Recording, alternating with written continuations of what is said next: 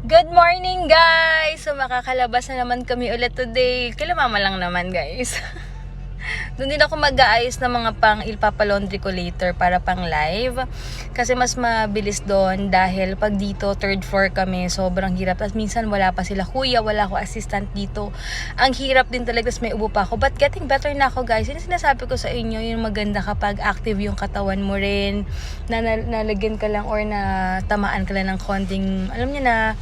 Pero nagagawa mo pa rin yung mga natural na or normal na ginagawa mo. But yun nga, mas mabilis kang hingalin. Pero okay lang guys. At least ilang days lang ako diba?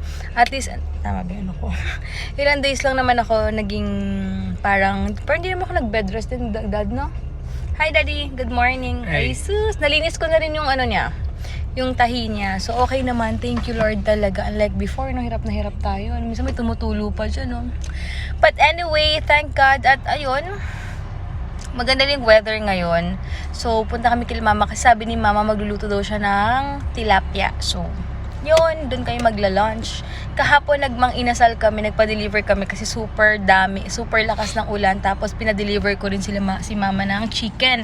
Pero sa kanila, chicken lang kasi walang rice. Kasi may rice naman sila. Gustong-gusto niya. Buti lang yun nasa isip niya pala yun.